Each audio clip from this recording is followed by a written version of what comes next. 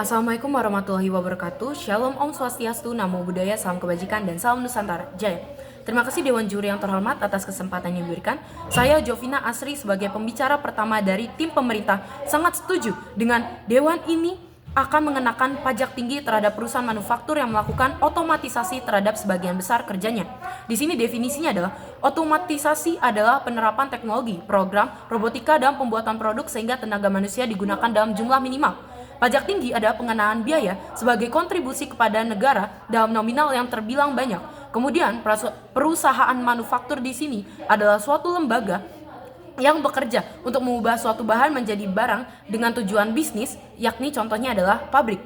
Masalah yang dapat diidentifikasi adalah ini adalah masalah yang sangat penting. Zaman modern semakin banyak yang mengembangkan teknologi, baik dalam aspek pendidikan, budaya, sosial, bahkan dalam aspek lingkungan pekerjaan. Dengan banyaknya penggunaan teknologi di perusahaan membuat peluang karya seseorang dalam industri perusahaan semakin berkurang. Contohnya di Indonesia, perusahaan mobil lebih banyak menggunakan teknologi canggih dari pembuatan kerangka, badan, bahkan mesin mobil. Dan juga perusahaan-perusahaan makanan seperti mie instan, jajanan, dan cemilan juga menggunakan teknologi karena dianggap lebih efektif, efisien, dan juga lebih murah. Seiring bertambahnya penggunaan teknologi di perusahaan, jumlah pengangguran di Indonesia semakin banyak. Hal ini berakibat pada penurunan pendapatan negara, yang mana membuat Indonesia menjadi krisis ekonomi jika ini terus berlanjut. Dannya itu, pengangguran di Indonesia meningkatkan jumlah kriminalitas. Contohnya tindakan kejahatan di pasar, seperti pemalakan, penjamretan, dan pencopotan dilakukan oleh orang yang tidak punya pekerjaan dan harus mencari nafkah. Dan orang-orang ini adalah orang-orang yang memiliki skill ataupun kemampuan yang rendah dan pengetahuan yang rendah terkait teknologi.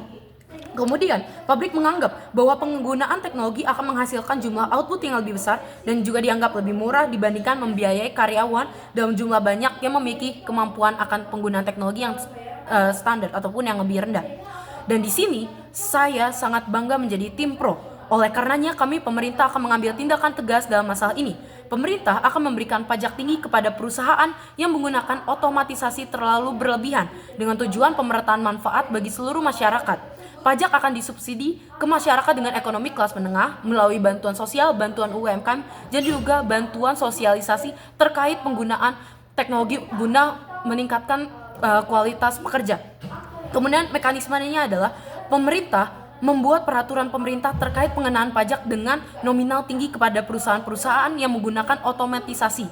Kemudian mensosialisasikannya melalui direktur perusahaan dan menjadikan permen ini atau peraturan pemerintah ini sebagai pedoman yang mana jika dilanggar akan dikenakan sanksi berat berupa denda atau bahkan penutupan produksi perusahaan.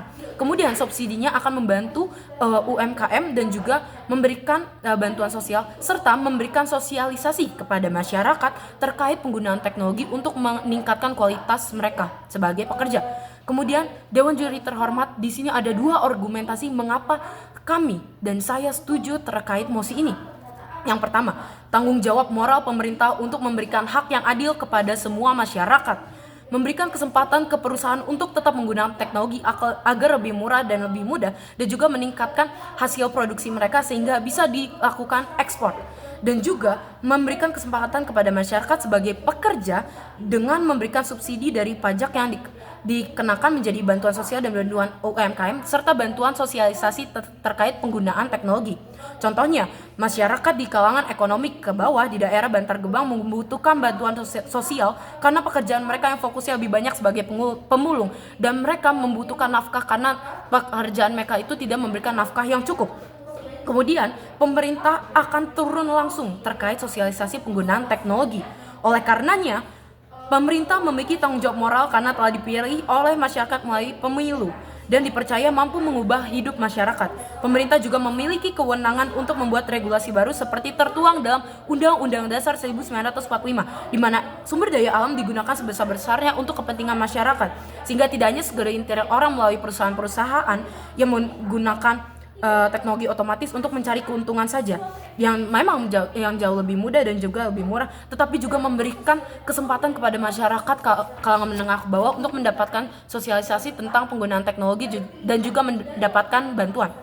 Kemudian, pemerintah mempunyai kekuatan mengikat dan mengatur. Contohnya pada saat adanya demo antara masyarakat dengan perusahaan, pemerintah ikut turun tangan dan menghentikan demo tersebut. Kesadaran akan wewenang ini menjadikan kami pemerintah harus turut andil dalam permasalahan teknologi di perusahaan. Kemudian yang kedua adalah, ini adalah masalah yang sangat penting karena akan berdampak pada perkembangan negara. Fenomena ini akan menjadikan Indonesia sebagai negara yang bergantung pada teknologi. Ini adalah argumen praktis. Ini bukan sebagai hal yang positif karena bergantung artinya Indonesia tidak bisa hidup tanpa teknologi. Kemudian contohnya pekerja-pekerja di generasi milenial yang bekerja di perusahaan pabrik, makanan otomotif, dan lainnya memiliki sikap yang kurang inisiatif. Mereka lebih memilih untuk menunggu perintah dari mesin daripada inisiatif untuk membuatnya secara langsung.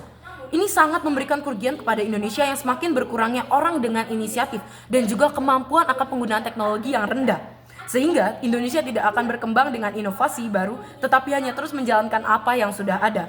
Dan yang paling mengerikan adalah ini sangat mengancam cita-cita emas Indonesia 2045, di mana saat ini sudah banyak remaja yang bergantung pada teknologi. Contohnya di kelas banyak sekali remaja yang menyontek menggunakan AI karena mereka tidak percaya dengan kemampuan mereka sendiri.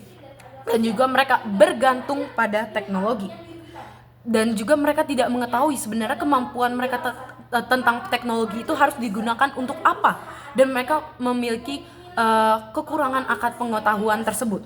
Didukung dengan bertambahnya tingkat pengangguran dengan kriminalitas tinggi akibat kurangnya pendapatan dan juga kurangnya pemahaman tentang teknologi, maka Indonesia tidak akan menjadi negara maju dengan hanya mengandalkan teknologi.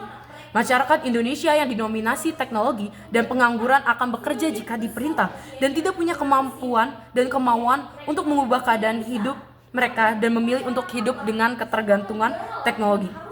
Kemunduran Indonesia sangat bisa diakibatkan oleh ketergantungan teknologi. Oleh karena itu, saya Jovina Asri bangga menjadi tim pemerintah dan sangat setuju dengan mosi Dewan ini akan mengenakan pajak tinggi terhadap perusahaan manufaktur yang melakukan otomatisasi terhadap sebagian besar kerjanya guna memberikan pemerataan adil kepada seluruh masyarakat Indonesia, baik itu sebagai perusahaan dan juga kepada masyarakat. Sekian, terima kasih.